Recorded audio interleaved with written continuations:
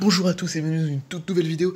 Alors, c'est une vidéo review de deux shows, donc je vais commencer par reviewer WWE TLC et enfin, je vais reviewer New Japan Pro Wrestling Road to Tokyo Dome Tag 5. Donc, c'est le premier Road to Tokyo Dome diffusé de chez New Japan Pro Wrestling. Ça va aller vite, vous allez voir, c'est pas un show très important du côté de New Japan. Je pense que je vais plus parler par rapport à TLC, évidemment, qui était le dernier pay-per-view de l'année pour WWE. Donc, je vais commencer par WWE TLC. Et donc, TLC 2020 a commencé. Donc, on a eu le kick-off. J'ai regardé le match du kick-off. Et nous avons eu Big E, Chad Gable, Daniel Bryan et Otis qui ont battu Cesaro, King Corbin, Sami Zayn et Shinsuke Nakamura. Avec Big E qui a battu Sami Zayn, le champion intercontinental avec son big ending. J'ai mis 3 étoiles. C'est mon deuxième match préféré du show. Oui, avec 3 étoiles, le kick-off et mon deuxième match préféré du show. Le match était cool à regarder, mais il y a eu quelques défauts. Otis, c'était vraiment ennuyeux. En plus, il a refait son Caterpillar. J'ai trouvé ça complètement illogique par rapport à SmackDown avec Chad Gable, qui l'empêchait de faire son Caterpillar. Enfin voilà, j'ai trouvé ça pas logique que Chad Gable ait toujours fais ton Caterpillar, vas-y. Daniel Bryan, il n'y a personne qui veut le tag. Daniel Bryan, complètement, il passe pour un con. Daniel Bryan, personne veut le tag, il rentre jamais. Il a peut-être 2 tags dans le match, quoi. Je veux dire, c'est rien du tout. Ensuite, le booking de Sami Zayn me saoule. Comme d'habitude, le booking de Sami Zayn est bien chiant, mais le catch était bon, donc j'ai pas détesté. Franchement, c'est 3 étoiles, c'est un bon match. Nakamura, quand il a été là, il a été très très bon. Tout comme Chad Gable, d'ailleurs, t'as eu un face-off qui a été fabuleux entre Gable et Cesaro, j'ai vraiment adoré. Donc voilà, on sort d'un kick-off avec un match plus que correct. T'as Daniel Bryan et King Corbin qu'on aura quasiment pas vu. À un moment, t'as une petite brawl en dehors du ring où t'as Sami Zayn qui fuit Big E. J'ai pas trouvé ça ouf en termes de booking pour Sami Zayn, mais bon. Voilà. On va passer maintenant à la carte principale. Et on commence avec Drew McIntyre contre AJ Styles pour le titre WWE dans un TLC match. Et Drew McIntyre, pendant le match, t'as Styles qui était KO en dehors du ring. McIntyre monte à l'échelle. The Miz et Morrison arrivent. Morrison dit que le Miz cash in sa mallette. Le Miz cash in. Il porte une powerbomb à McIntyre à travers une table. Il veut aller décrocher le titre WWE, mais Omos arrive par derrière. Il prend le Miz et il le dégage. Il le dégage en dehors du ring, le Miz passe à travers une table. Du coup, tu te retrouves avec un triple threat match très ouvert. Triple threat match où tout le monde est KO. Triple threat très ouvert.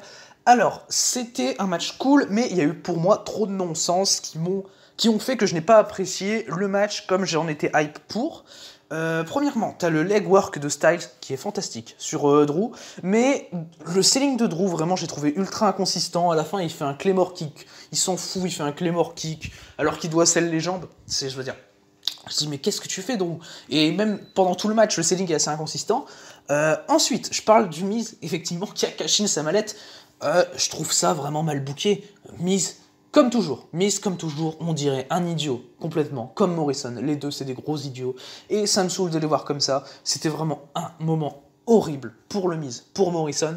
Parce que Miz, il faut rappeler, Miz et Morrison, c'est pas les seuls à être des idiots dans le match, parce que Drew McIntyre, qu'est-ce qu'il est passé pour un con pendant le match?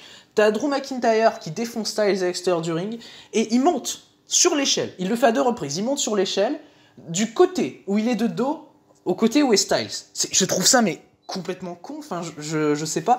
Drew McIntyre, tu le bookes pendant des mois comme ton champion intelligent, et je veux dire qu'il s'en sort toujours. Et là, je comprends pas pourquoi il monte du côté où il est de dos à Styles. Et là, t'as Styles qui revient, qui le défonce, mais c'est à la limite, il peut revenir le défoncer, les mecs se battent, mais pourquoi est-ce qu'il monte de ce côté-là? Je veux dire, je trouve ça complètement con. Et McIntyre, il passe complètement pour un con. Enfin voilà. Il l'a fait 2 fois et ça m'a vraiment beaucoup dérangé. Et apparemment, les autres gens trouvent ça normal. Enfin, je sais pas. C'est vraiment pas bien. Franchement, c'est ridicule. Drew McIntyre, il est ridicule. Le Miz, il est ridicule.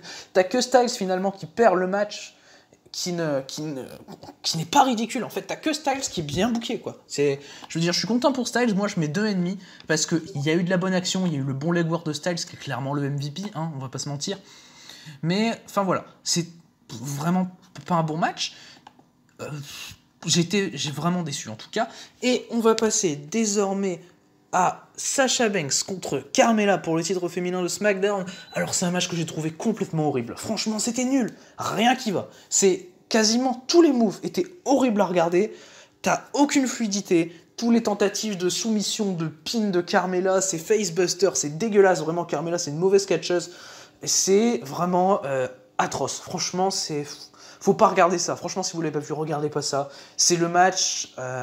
c'est un match botché en fait, je veux dire. C'est ce que j'attendais des deux catcheuses, The Untouchable Botch et The Legit Botch. Ça, c'est leur petit surnom que je leur donne. Vu que c'est The Untouchable et The Legit Boss, et vu qu'elles botchent toutes les deux, bah.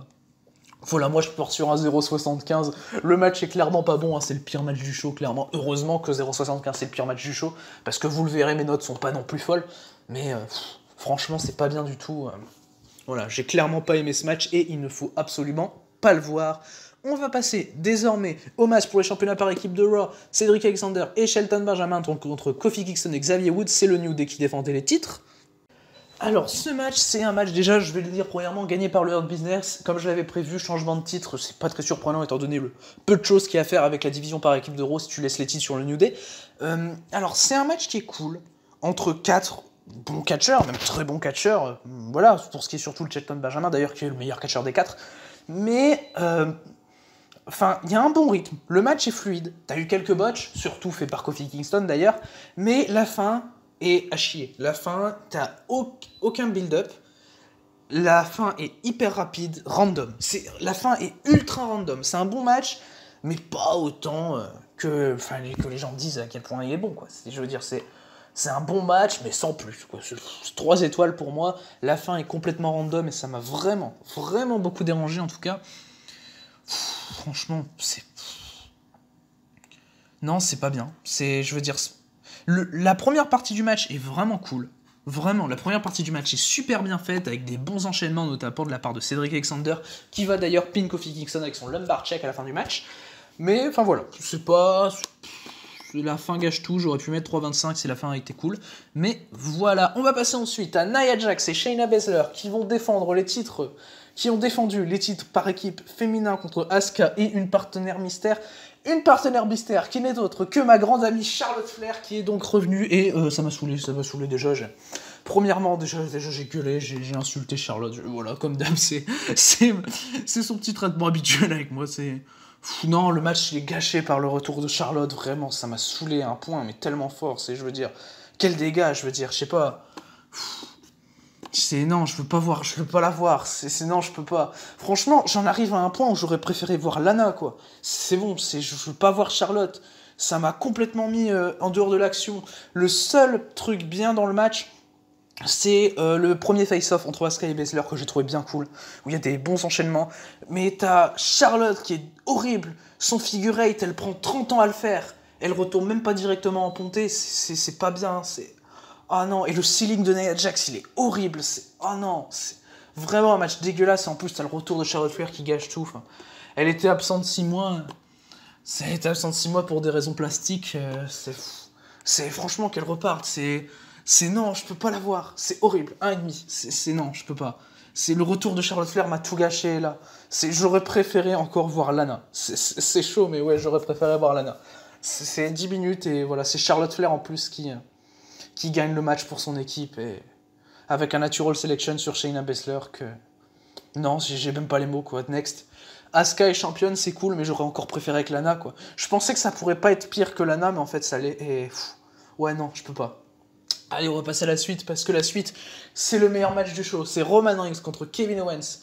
Enfin, après tous des matchs average ou mauvais, enfin, un super match. J'ai adoré Roman Reigns contre Kevin Owens. J'ai trouvé ça tellement génial, j'ai mis 4,25. Victoire de Roman Reigns en 24 minutes. C'est vraiment 24 minutes qui étaient géniales. C'est le match qui sauve le show, c'était fantastique. Franchement, moi, qui ai été super dur sur Roman Reigns depuis son heel turn, son retour, que j'ai trouvé ces 2 matchs contre Jey Uso horribles. C'est nul, ces 2 matchs contre Jey Uso. Son match contre McIntyre, c'était décevant, moyen.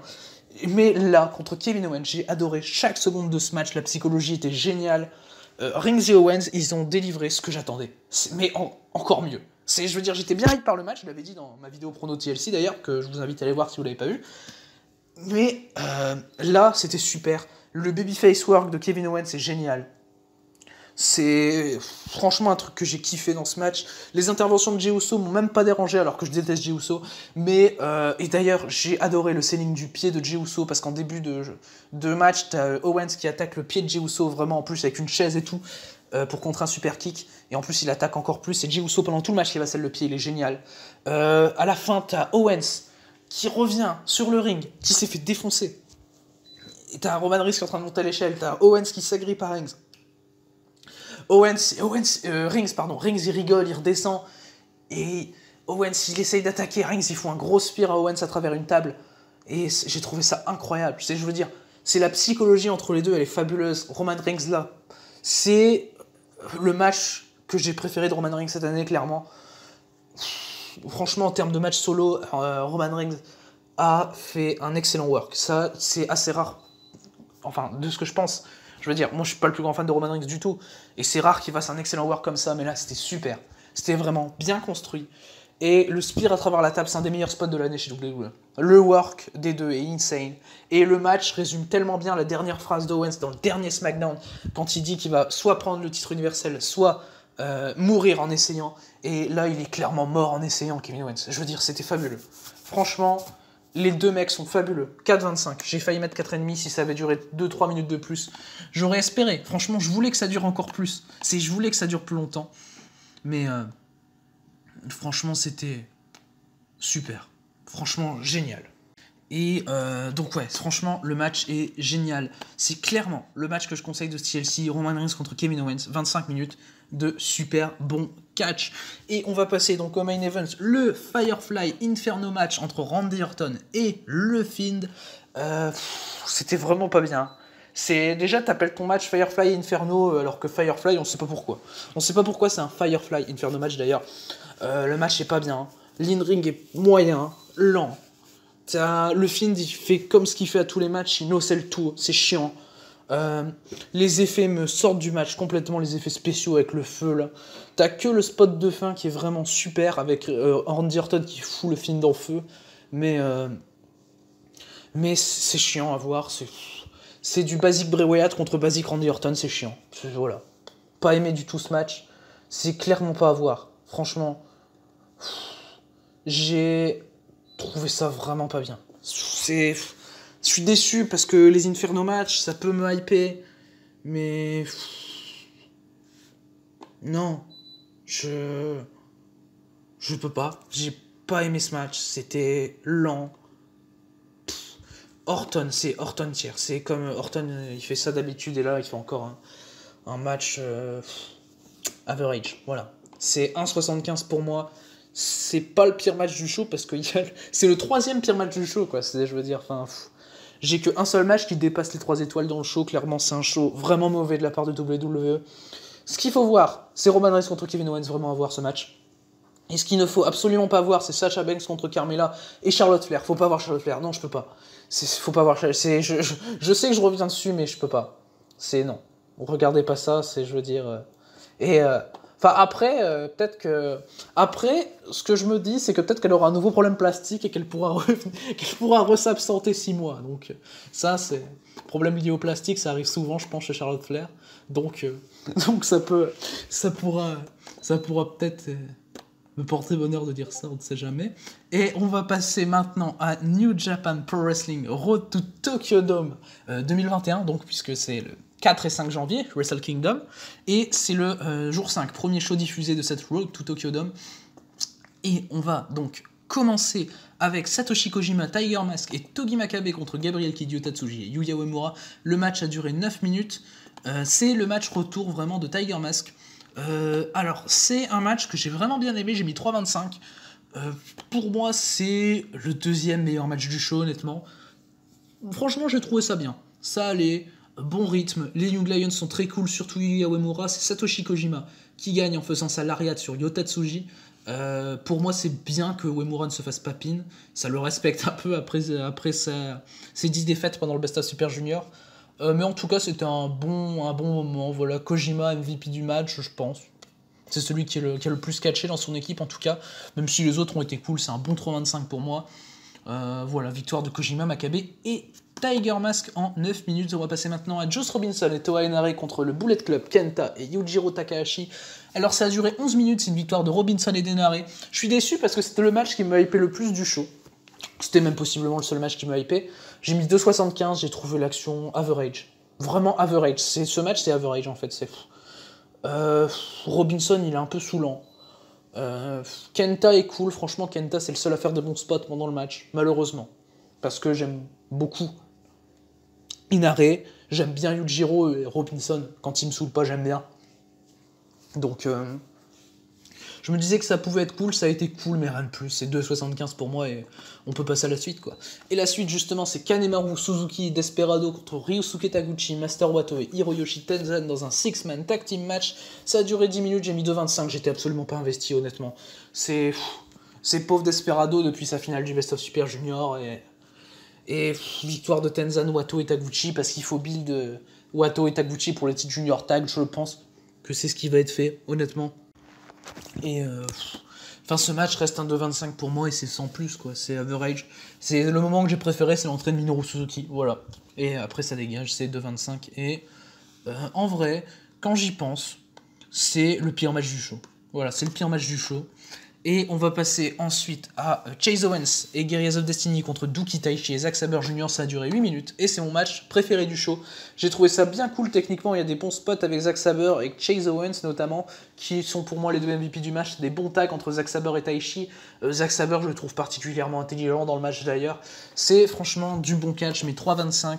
J'ai failli mettre 3,5, mais bon, c'est 3,25 parce que Guerrillas of Destiny me saoule un peu, je vais pas le cacher. Douki n'est pas apparu trop, c'est très bien comme ça. C'est Taichi et Zack Sabre ont déroulé. Comme à leur habitude, les Dangerous Takers étaient super et c'est une victoire de Chase Owens, Tamatonga et Tangaloa. Voilà, je suis franchement content de la prestation de tout le monde, à peu près. Voilà, Zack Sabre MVP du match, évidemment, et d'ailleurs c'est pour moi le MVP du show. Donc voilà, 8 minutes 30 de bon catch, c'est clairement le match à voir dans ce show. On va passer ensuite à The Empire, Great Okan, Jeff Cobb et Will Ospreay contre Hiroshi Tanahashi, Kazuchika Okada et Tomoaki Honma. Alors, j'ai bien aimé le match, honnêtement. J'ai mis 2,75 parce que Okada, des fois, il m'a saoulé. Ospreay aussi. Ça, c'est premièrement, parce qu'il y a quelqu'un d'autre qui m'a saoulé, vous vous en doutez, c'est qui d'ailleurs. Mais... Kazuchika Okada, j'adore son entrée Okada, je kiffe son entrée, c'est une des seules que je passe pas chez New Japan, je kiffe l'entrée de Kazuchika Okada. Je veux dire, il y a que celle de Taichi Goto et celle d'Okada que je ne passe pas chez New Japan, quand je regarde en replay évidemment, parce que là vu que c'était du direct, voilà. Mais ensuite, tu sens clairement que putain, il est à des années-lumière de 2017, c'est dingue. C'est pas la première fois que je le dis, hein, il l'est depuis toute l'année d'ailleurs, à part son match contre Ibushi à Wrestle Kingdom. Voilà, et son match contre Ishii au Climax aussi, où il a eu un sursaut d'excellence. Kazuchika Okada, faut le rappeler, quand il veut, il est quand même excellent. Mais c'est chaud, des fois, il manque de charisme. Alors qu'en 2017, c'est une bombe de charisme, Okada. Je sais pas. Et Great Okan, franchement, il m'a saoulé. Great Okan, je peux pas le voir. Non, Great Okan, c'est mort. Il s'assoit dans le coin, sur ses adversaires, et franchement, il est chiant. Mais il est chiant, Great Okan. Je peux pas voir ce mec. Franchement, je peux pas voir ce catcheur. Il est pas bien du tout. Franchement, c'est pas bien du tout le Great Okan. Et Tanahashi fait la meilleure perf du match. Clairement. Ospreay, il est insignifiant pour moi. Même après le match, il saoule, il attaque Tanahashi. Voilà. Ça dure 14 minutes, c'est pas à voir. 2,75 pour moi. Ça m'a un peu saoulé. Ça m'a un peu saoulé quand même. Et on va passer maintenant au main event. C'était Jay White, Evil et Dick Togo contre Tetsuya Naito, Bushi et Sanada dans un 6-man tag team match Bullet Club contre Los Ingobernables de Japón. J'ai mis 3,25. C'est mon troisième match préféré du show, égalité avec mes deux premiers matchs. C'était bien, ça allait. Dick Togo m'a pas trop saoulé, contrairement à d'habitude quand il fait toutes ces interventions là. Naito est super. Naito au début du match avec Jay White, c'est génial. Les face-off Naito Jay White, c'est des petites pépites. Mais t'as Sanada, Bushi, Dick Togo. Surtout Sanada, quoi. Je veux dire, Bushi, ça va, franchement, il fait une bonne perf par rapport à d'habitude. Faut le souligner. Bonne perf de Bushi. Sanada, c'est nul. Comme d'hab. C'est ni fait ni à faire. Mais les face-off Naito Jay White me font arriver à 3,25 et en soi, c'est un gros RAS ce match. Hein. Ça build le Naito Jay White. Enfin, Jay White contre le vainqueur de Naito Ibushi, mais avec ce build-up là, je sens vraiment qu'on va voir Naito contre White. Franchement, il y a un début de rivalité qui se fait entre les deux. Et pour moi, Naito contre Jay White sera la deuxième affiche de Wrestle Kingdom. L'affiche du 5 janvier, le vrai main event de Wrestle Kingdom sera Naito contre Jay White pour moi. C'est ce qui est buildé à mon avis. Des super moments entre les deux. C'était agréable à voir, mais tous les autres sont inintéressants dans le match et j'arrive à 3,25 et c'est donc la fin de ce main event, la fin de la review de New Japan Pro Wrestling Road to Tokyo Dome jour 5 et c'est également donc la fin de cette vidéo. J'espère qu'elle vous aura plu et d'ici les prochaines vidéos sur New Japan, sur WWE, sur plein d'autres choses, sur Noah, All Japan, DDT, voilà, d'ici là, à la prochaine.